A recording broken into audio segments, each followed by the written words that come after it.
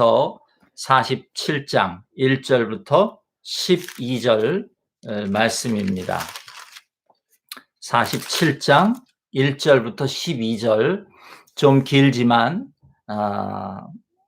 한 번 좀 같이 읽어보겠습니다. 너무 읽으면서 이 말씀을 이렇게 좀 그림을 그려보시는 시간을 가지시면 좋겠어요. 그냥 읽는 것만으로도, 제가 사실은 설교를 하지 않아도 읽는 것만으로도 너무 가슴이 벅차오르는 그런 본문입니다. 우리 함께 읽어보겠습니다. 47장 1절부터 12절까지 함께 읽습니다. 시작. 그가 나를 데리고 성전 문에 이르시니 성전의 안면이 동쪽을 향하였는데 그 문지방 밑에서 물이 나와 동쪽으로 흐르다가 성전 오른쪽 제단 남쪽으로 흘러 내리더라. 그가 또 나를 데리고 북문으로 나가서 바깥 길로 꺾여 동쪽을 향한 바깥 문에 이르시기로 본즉 물이 그 오른쪽에서 스며 나오더라. 그 사람이 손에 줄을 잡고 동쪽으로 나아가며 천척을 측량한 후에 내게 그 물을 건너게 하시니 물이 발목에 오르더니 다시 천척을 측량하고 내게 물을 건너게 하시니 물이 무릎에 오르고 다시 천척을 측량하고 내게 물을 건너게 하시니 물이 허리에 오르고 다시 천척을 측량하시니 물이 내가 건너지 못할 강이 된지라.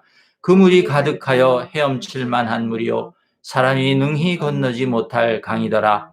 그가 내게 이르시되 인자야 네가 이것을 보았느냐 하시고 나를 인도하여 강가로 돌아가게 하시기로 내가 돌아가니 강 좌우편에 나무가 심히 많더라. 그가 내게 이르시되 이 물이 동쪽으로 향하여 흘러 아라바로 내려가서 바다에 이르리니 이 흘러내리는 물로 그 바다의 물이 되살아나리라. 이 강물이 곧 이르는 곳마다 번성하는 모든 생물이 살고 또 고기가 심히 많으리니 이 물이 흘러 들어가므로 바닷물이 되살아나겠고 이 강이 이르는 각처의 모든 것이 살 것이며 또 이 강가에 어부가 설 것이니 엔게디에서부터 에네글라임까지 그물 치는 곳이 될 것이라. 그 고기가 각기 종류를 따라 큰 바다의 고기같이 심히 많으려니와 그 진펄과 개펄은 되살아나지 못하고 소금 땅이 될 것이며 강 좌우가에는 각종 먹을 과실나무가 자라서 그 잎이 시들지 아니하며 열매가 끊이지 아니하고 달마다 새 열매를 맺으리니 그 물이 성소를 통하여 나옴이라. 그 열매는 먹을 만하고 그 잎사귀는 약재료가 되리라. 아멘. 아멘. 네, 여러분, 하나님께서는 우리가 이 땅에서 잘 되고 잘 살기를 원하십니다. 우리가 행복하기를 원하신다는 말입니다. 성경은 처음부터 끝까지 하나님의 최대 관심사는 이 땅에서 살아가는 우리들의 행복한 삶이라 그렇게 말합니다. 왜냐하면 그것이 창조의 목적이기 때문에 그렇습니다. 제가 오늘 설교의 제목을 말씀을 안 드렸네요. 시작하면서 오늘 설교의 제목은 생명의 강이 흐르게 하라입니다. 생명의 강이 흐르게 하라. 다시 말씀드립니다. 하나님의 최대 관심사는 우리가 이 땅에서 잘 살고 행복하게 사는 것입니다. 그것이 창조의 목적입니다. 그냥 단순히 하나님이 관심을 가지시는 것뿐만 아니라 또 그렇게 우리가 잘 살았으면 좋겠다 이렇게 마음으로 소망하시는 것뿐만 아니라 하나님은 우리가 이 땅에서 잘 살고 행복할 수 있도록 인도하시고 가르치시고 간섭하시는 그런 하나님이십니다. 그래서 하나님이 행동하시는 것이에요. 말씀만 하시는 게 아니라 성경에 보면 하나님이 행동하시는 이유가 그것입니다. 우리를 잘 사는 길로, 행복한 길로 그렇게 데리고 가시기를 원하기 때문에 하나님이 직접 행동하실 때가 있는 것입니다. 그래서 그 우리를 향한 하나님의 관심은 그분이 우리가 행복하기를 원하는 그런 하나님의 열망이다 이렇게 표현해도 될 수 있을 정도로 성경에 보면 하나님이 말씀하시기도 하고 행동하시기도 합니다. 그러니까 그분의 관심과 행동은 온통 자기 백성의 행복한 삶에 그 초점이 맞추어져 있다는 것입니다. 여러분 믿으시기를 주님의 이름으로 축복합니다. 여러분 하나님이 생각하시는 우리의 행복은요, 관념적이거나 추상적인 것이 아닙니다. 그런 행복이 아닙니다. 그러니까 맨날 쫄쫄 굶고 또 병들고 노동에 지쳐서 피곤하고 그렇게 살면서도 나는 마음만은 편하다. 그런 행복을 하나님이 말씀하시는 거 아니에요. 하나님 우리가 그런 행복을 추구하면서 살기를 원하시지 않습니다. 하나님은 우리가 우리 삶의 모든 면에서 풍성한 삶을 누림으로 행복해지기를 원하신다. 저는 그렇게 믿습니다.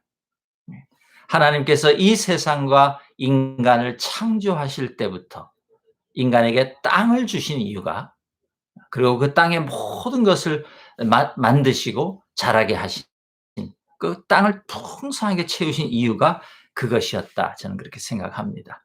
지난 주에 우리가 생각해 봤던 것처럼 땅을 통하여 하나님은 우리가 풍성한 삶을 살 수 있도록 하시고 또 그 풍성한 삶을 누리는 모든 복을 땅을 통하여 누리도록 그렇게 해 주신 것이었습니다.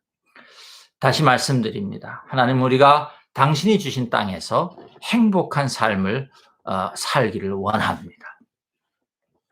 그럼 혹시 어떤 분이 나는 땅이 한 평도 없는데 이렇게 생각하시는 분이 있을지 모르겠습니다. 나는 정말 땅 한 평 없는 사람이다 생각하시는 분이 있을지 모르겠는데요. 여러분 그 성경에서 말하는 땅은 우리 삶의 현장입니다. 하나님께서 우리에게 허락하신 우리 일상, 우리 삶의 현장, 그것이 우리의 땅입니다. 우리가 생활을 위해서 필요한 그런 수입을 얻는 직장이나 또 우리가 비즈니스를 하시는 분들은 그 사업의 현장, 이것이 다 우리의 땅인 것이죠. 그뿐만 아닙니다. 나의 일상이 진행되는 모든 장소, 우리의 가정, 또 학교, 또 사람들과의 관계, 이웃과의 관계, 이 모든 것을 우리에게 주신 땅이다. 그렇게 우리가 이해할 수 있는 것입니다. 하나님은 이 모든 우리의 일상이 당신의 복을 받는 거룩한 장소가 되기를 원하신다고 저는 그렇게 믿습니다.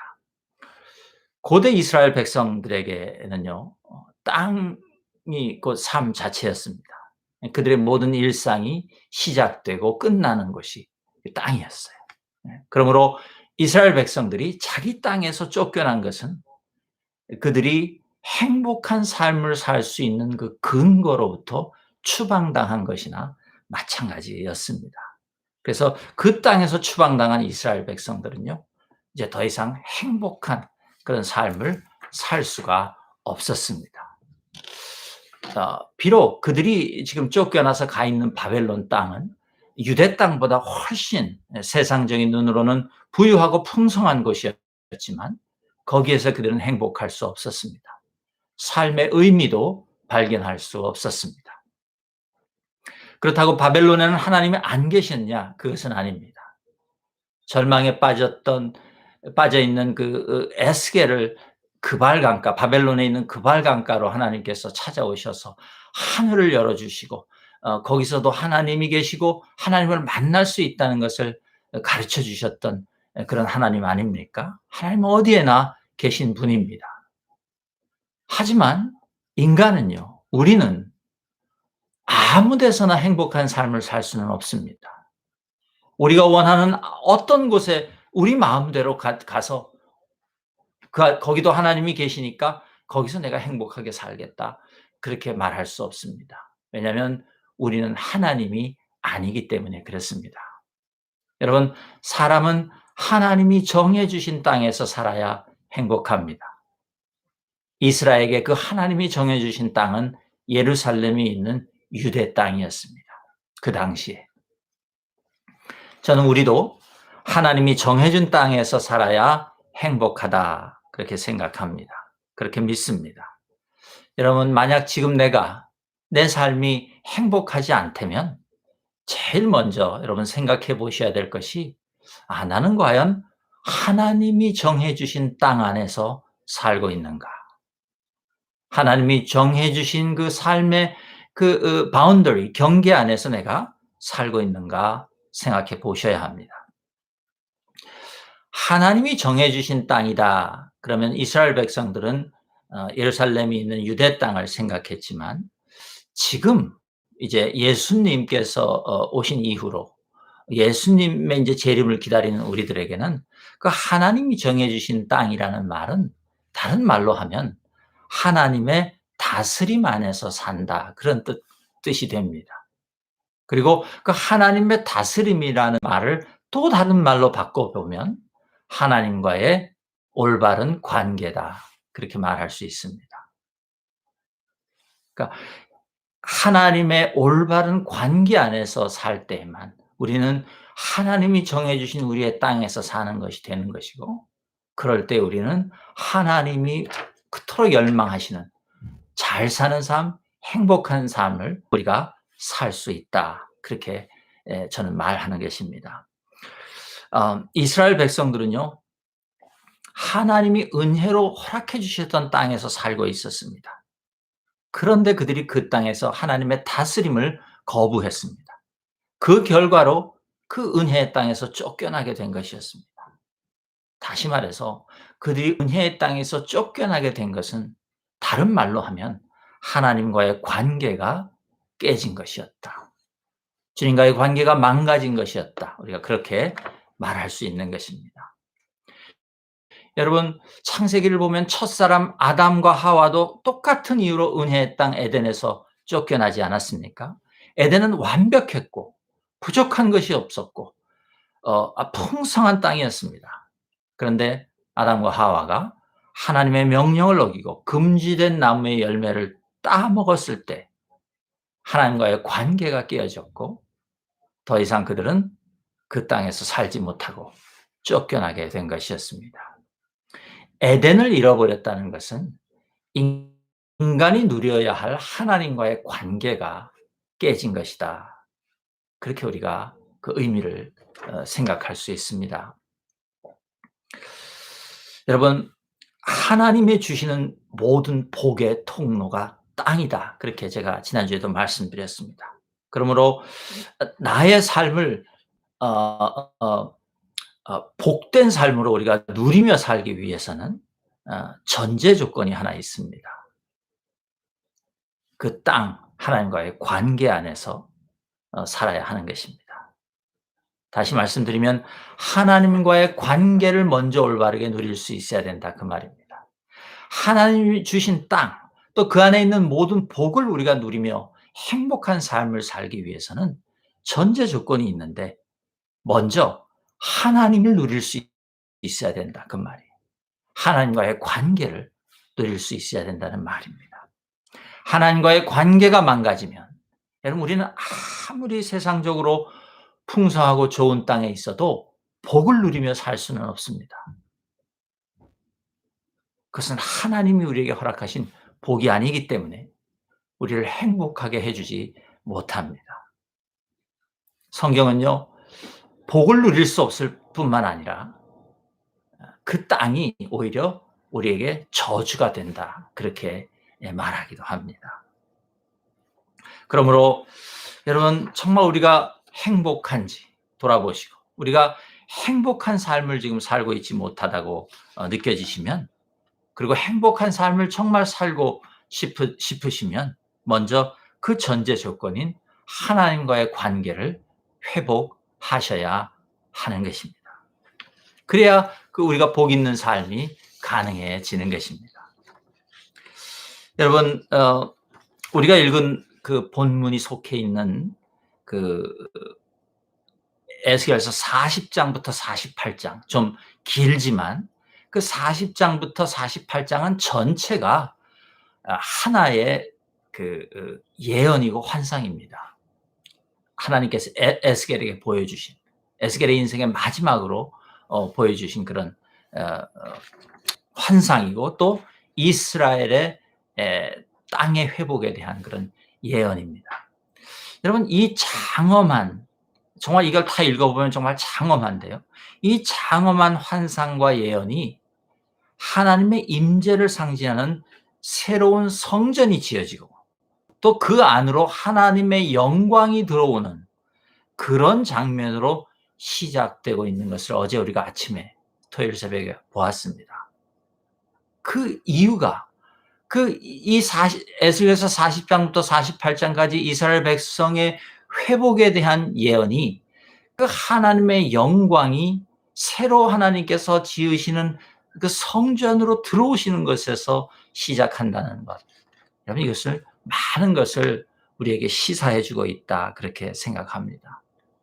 하나님과의 관계가 회복되는 것이 우리가 땅에서 누리는 복을 회복하는 것이기 때문에 그런 것입니다. 여러분, 다시 한번 물어보셔야 됩니다. 우린 정말 이 땅에서, 내 삶에서 하나님이 원하시는 모든 복을 누리며 그 온전한 복을 누리며 행복한 삶을 살고 있는가? 우리 돌아보아야 되는 시간이라고 생각합니다. 여러분, 내가 조금이라도 하나님 주시는 완벽한 행복을 우리가 누리지 못하고 생각하신다면, 혹은 내가 불행하다고 생각하신다면, 여러분, 오늘 권면합니다. 하나님과의 관계를 회복하시기 바랍니다. 이것이 제일 먼저 우리가 해야 하는 일입니다.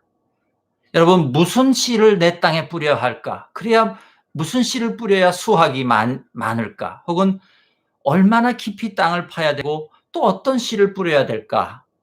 또 언제 뿌려야 되나? 여러분, 이런 것들은요, 우선순위가 아닙니다. 땅에 먼저 집중하는 것. 예. 어떻게 하면 내 삶이 행복할 수 있을까? 뭘 고쳐야 될까? 뭘 새로운 것을 내가 해봐야 될까?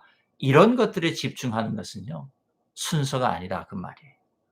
그것으로는 안 됩니다. 순서가 바뀌었기 때문에 안 됩니다. 순서가 바뀌면 아무리 내가 애를 써도 행복이라는 열매를 내 인생에서 수확할 수는 없습니다. 여러분, 왜냐하면 땅은 하나님 손 안에 있기 때문에 그렇습니다. 우리의 삶이라는 땅은, 우리의 일상이라는 땅은 하나님 손 안에 있다는 것을 여러분 기억하셔야 합니다. 그래서 하나님과의 관계에 제일 먼저 우리가 집중해야 하는 것입니다. 여러분, 하나님은 우리가 행복하기를 열망하신다고 제가 말씀드렸습니다. 그런 것처럼 우리도 하나님이 행복하실 수 있기를 열망해야 합니다. 그것은 우리가 하나님과 올바른 관계 안에 사는 것입니다. 그러면 하나님이 행복해지시는 것이. 그러면 우리도 그 하나님의 행복이 우리 삶에 밀려 들어와 함께 행복해지는 것인 줄로 믿습니다. 여러분, 오늘 이 예배 이후에 우리의 삶이 하나님을 행복하게 해드리기를 원하는 그 열망으로 충만해지는 그런 삶 되시기를 주님의 이름으로 축복합니다. 내가 하나님과의 관계만 올바로 가지고 가면 땅은 저절로 좋은 열매를 맺고 풍족한 수확을 가져오도록 그렇게 되어 있습니다. 하나님이 그렇게 만드셨어요. 하나님이 이 땅을 만드시고 이 세상을 만드시고 우리를 여기에 살게 하신 목적이 그것이었어요. 하나님은 우리 삶의 모든 영역을 우리가 하나님의 복을 받는 통로가 되도록 그렇게 만드셨다, 그 말이에요. 우리 땅의 모든 영역이 우리가 하나님의 복을 받는 통로가 되도록 만드셨습니다.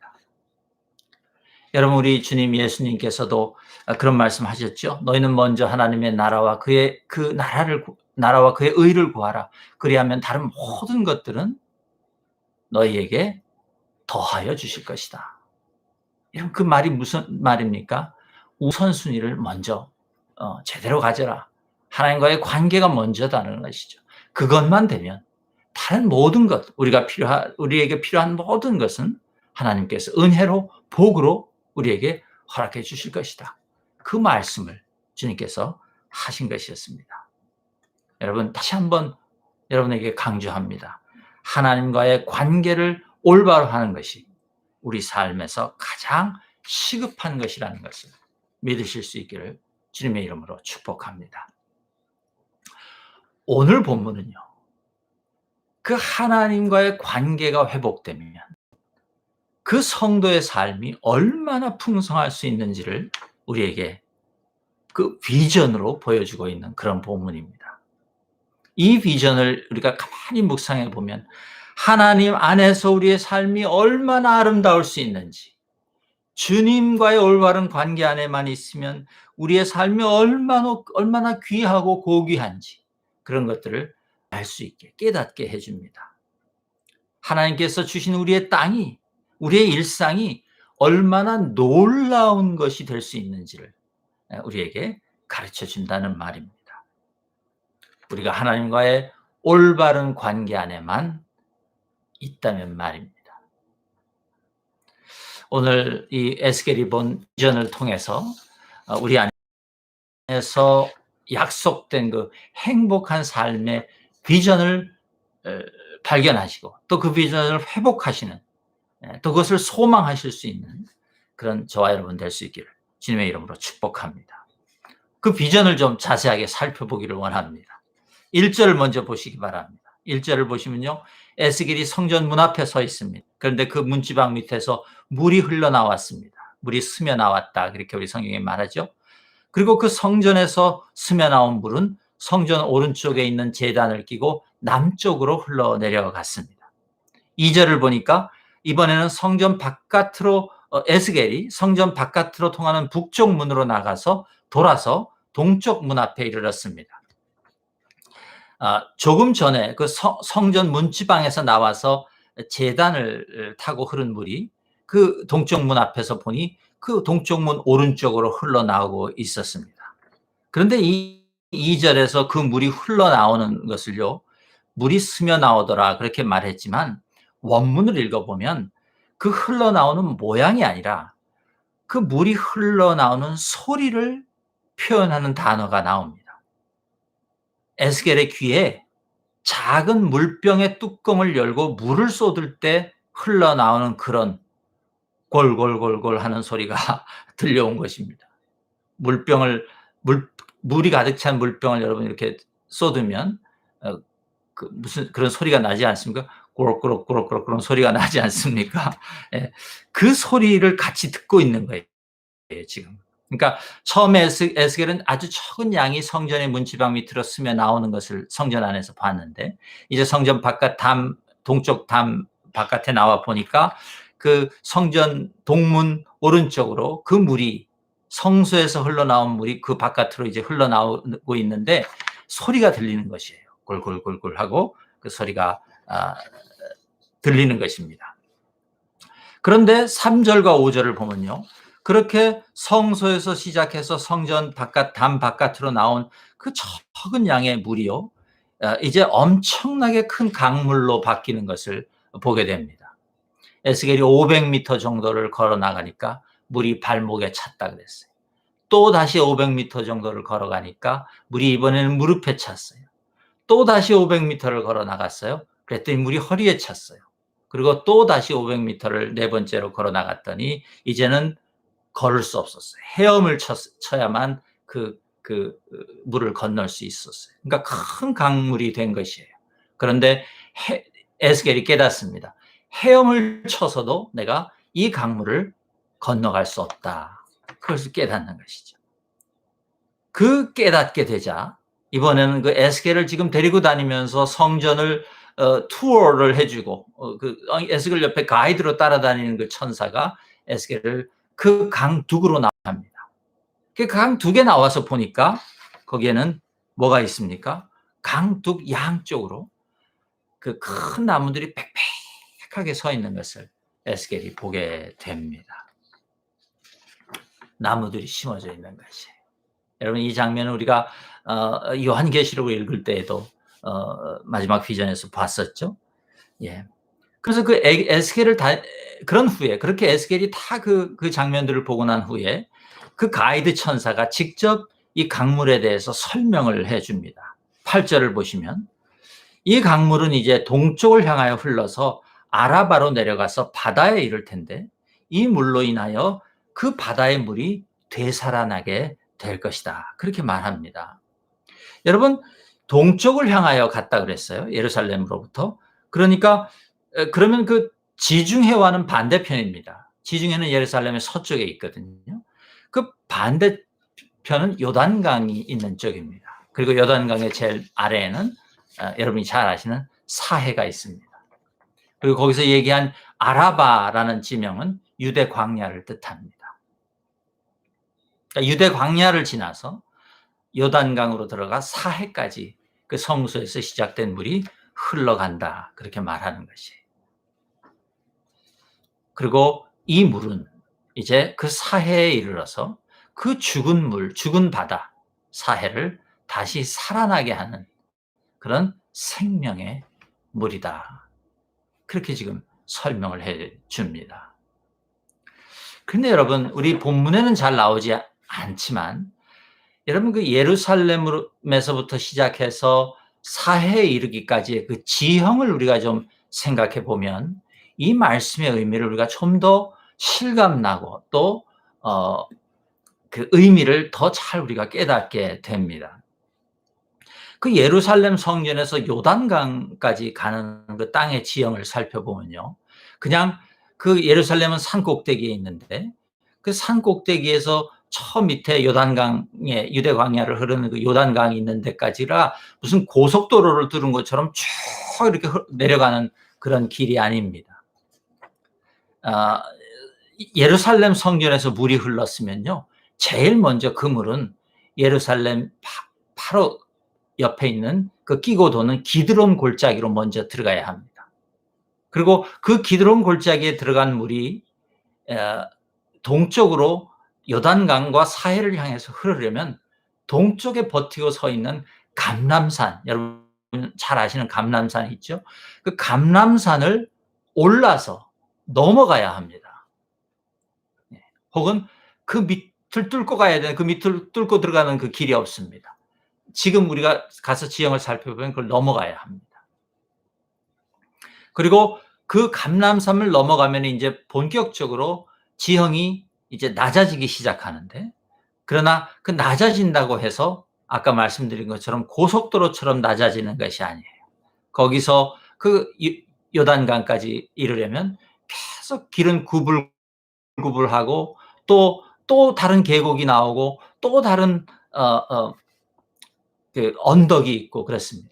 그러니까 그것들을 다 지나서 그것들을 다 지날 만큼의 거대한 양의 물이 되어서 지금 요단강에 또 사해에 이르게 되는 것입니다.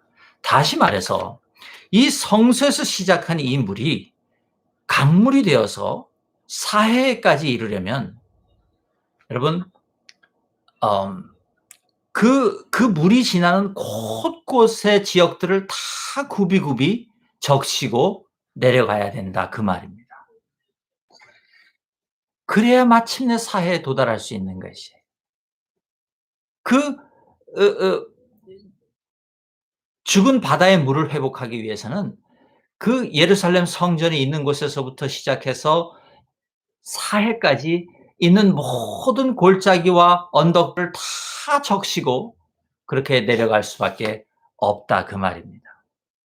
여러분, 이 물이 그렇게 흘러가야 하는 데는 이유가 있습니다. 출애굽할 때 하나님께서 홍해를 가르시고 직선으로 쫙 마른 땅이 되어서 그 땅을 건너게 했던 그런 물처럼 이런 강물이 흘러가는 것이 아닙니다. 그렇게 되는 것이 아닙니다. 굽이굽이 언덕과 계곡을 다 적시고 사해까지 가는 것이에요. 거기에는 이유가 있습니다. 여러분, 9절을 보시면요. 이런 말이 나옵니다. 이 강물이 이르는 곳마다 생물들이 떼를 지어 살고 번성할 것이며 물고기들이 아주 많아질 것이다. 그런 말을 합니다. 즉, 이 물이 흘러 들어감으로 말미암아 바닷물이 살아나고 이 강이 이르는 곳곳마다 모든 것이 치유되고 생명이 되살아날 것이다. 그런 말씀을 지금 하고 있습니다. 그러니까 다시 말씀드리지만 성전에서 시작된, 성소에서 시작된 그 작은 물은 이렇게 사람들이 살고 있는 모든 땅의 구석구석을 다 지나면서 생명과 치유와 번성을 불러올 것이다. 그 말씀을 지금 하고 있는 것입니다. 이렇게 이 성소의 물은 생명의 강이 되어서 모든 사람들과 살아있는 것들을 만지고 치유하고 회복하고 되살리는 그런 물로 흘러 들어가게 될 것이라는 것입니다. 그리고 마침내 사해까지, 그 죽어 있는 바다 사해까지 생명이 사는 그런 바다로 만들어내고야 말 것이다. 그 말씀을 지금 하고 있는 것이에요. 여러분 10절에 무슨 말이 또 있습니까? 그 결과로 엔게디에서부터 에네글라임까지 어부들이 그물을 던질 것이 그랬어요. 여러분 사해 서쪽 예루살렘 쪽에 있는 지명입니다. 또 에네글라임은 사해 그 동쪽, 그러니까 반대쪽입니다. 있는 지형이에요. 그러니까 다시 말해서 그 사해가 죽은 바다가 죽어있던 바다가 다시 성소의 물이 닿음으로 말미암아 물고기들이 살고 생명이 살아나는 그런 바다가 될 것인데 어디에서 그물을 던지든 어부들이 어느 쪽에서 그물을 던지든 던지는 곳마다 물고기들이 잡히는 그런 놀라운 풍성한 생명의 바다가 될 것이라고 지금 말하고 있는 것이에요. 그 성경이 이런 표현을 썼습니다. 죽었던 바다가 살아나는데 거기에 큰 바다의 고기같이 힘이 많을 것이다. 여기서 큰 바다는 사해가 아니에요. 지중해입니다. 그러니까 지금 성소의 물이 사해에 닿으면 사해가 지중해와 같은 그런 풍성한 바다가 될 것이다. 그런 말을 지금 하고 있는 거지. 여러분 사실 이게 좀 사해와 지중해를 갔다 온 사람들은 이게 얼마나 말도 안 되는 비유인지를 알 수 있을 텐데요. 근데 우리는 사해와 지중해를 저는 봤습니다만 여러분들은 못 봤으니까 실감이 나지 않을 것 같아요. 제가 이 말씀을 준비하면서 '아 우리 교회가 성지순례를 꼭 계획해야 되겠다.' 이런 생각을 또 한 번 했습니다. 아 이런 크기가 아니라 바다의 퀄리티가 그렇게 된다는 것이에요. 아무짝에 또 쓸모없었던 죽은 바다가 어디에 그물을 던져도 고기가 잡혀 올라오는 그런 어 그런데 그 사해에 있는 고기들이 지중해에 지금 살고 있는 고기들처럼 그렇게 모든 종류대로 다 있는 그런 생명의 바다가 된다 그 말입니다. 성소에서 흘러나온 물이 닿기만 하면 그렇게 된다는 것이. 얼마나 놀라운 그런 비전인지 모르겠습니다. 11절은 뭐라 그럽니까? 진펄과 개펄. 여러분 이것은 쓸모없는 땅을 의미하는 것이에요. 물이 너무 작아서 바다가 될 수도 없고 또 그렇다고 마른 땅처럼 농사를 지을 수도 없는 그런 그 당시의 사람들이 보기에는 쓸모없는 땅이에요. 그런 땅은 소금 땅이 되게 하겠다 그러셨어요. 여러분 소금 땅이 되게 하시겠다 그래서 그냥 쓸모없는 땅이 되게 하겠다 이런 말이 아니에요. 여러분 소금밭이 되게 하겠다 그 말이에요. 여러분 고대에 소금이 얼마나 비싸고 귀한 것입니까? 또 소금은 여러분 그 생명을 살리는 그런 거 아닙니까? 소금이 없으면 다 죽습니다, 생명이.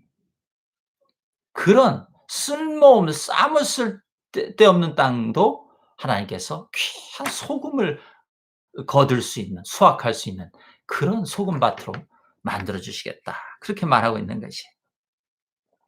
12절 볼까요? 7절에서 말했 에스겔이 보았던 그 강 좌우에 빽하게 늘어섰던 그 나무들에 대한 설명입니다. 뭐라 그럽니까? 각종 과실 나무들이 지금 자라는데 잎이 시들지 않고 열매가 끊이지 않고 매달 새로운 열매를 맺을 것이다. 왜냐하면 그 강물이 성소에서 나온 물이기 때문에 그렇다.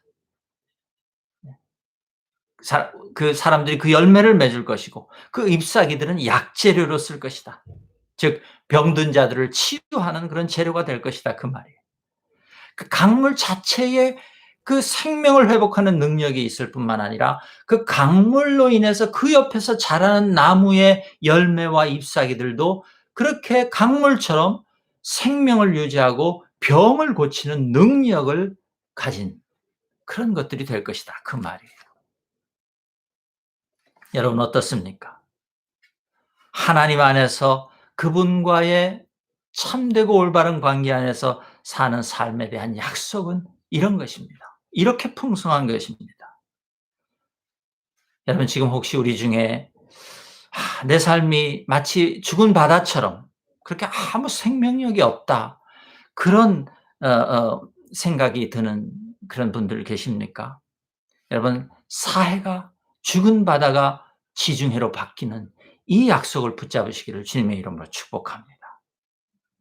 어디에서나 어부들이 그물을 던져도 물고기를 건져 올릴 수 있고 지중해처럼 각종 물고기들이 살아 숨쉬는 그런 생명의 바다와 같은 그런 삶이 될 수 있다는 것입니다. 성소에서 나온 물이 닿기만 하면, 내 삶에 그 물이 닿기만 하면 우리는 그런 삶을 살 수 있습니다.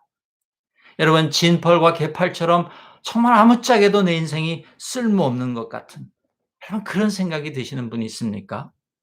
여러분 그 인생을 소금 밭으로 바꿔주시는 하나님을 붙잡으시기를 주님의 이름으로 축복합니다. 성소의 물이 닿기만 하면 여러분 생명을 살리는 그 귀하고 값진 그 소금을 수확하는 그런 소금밭과 같은 그런 인생 우리가 살 수 있다는 것입니다. 여러분 혹시 정말 내가 아무도 알아주지 않는 것 같고 이제는 더 이상 내 인생이 의미가 없는 것 같고 아무도 혹은 하나님도 나한테 관심이 없는 것 같고 그렇게 영적으로 외로움을 느끼고 그런 외로움 가운데 있는 분이 있습니까? 여러분 성소에서 나온 물이 기드론 계곡을 지나서 감람산을 넘고 구석구석 모든 땅에 그 생명의 물을 적시면서 흘러갔던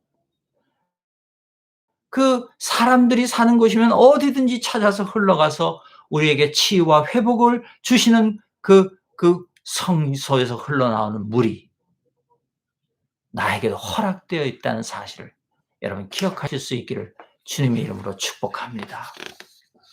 여러분 이것이 하나님께서 우리에게 약속하신 회복된 삶입니다. 이것을 우리 모두 붙잡으시기를 주님의 이름으로 축복합니다. 다시 말씀드리지만 에스겔의 환상이 말하는 그 땅은요 단순한 영토가 아닙니다.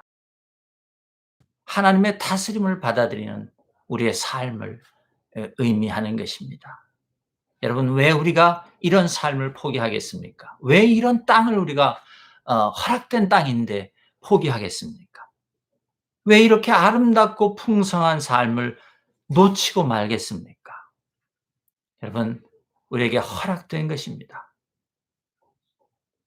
이 땅, 이 삶을 우리의 것으로 만들 수 있는 저와 여러분 될 수 있기를 주님의 이름으로 축복합니다. 이제 말씀을 정리하기를 원합니다. 다시 강조해서 말씀드리지만 하나님은 우리가 이 땅에서 잘 살기를 원하십니다. 그것이 하나님의 소망이고 하나님의 열망입니다. 하나님은 우리가 애굽에 사는 것도 싫어하시고 우리가 바벨론에 사는 것도 원치 않으십니다. 하나님의 마음은 이스라엘이 하나님께서 정해주신 땅에서 하나님의 영광을 온천하에 드러내며 살기를 원하셨던 것처럼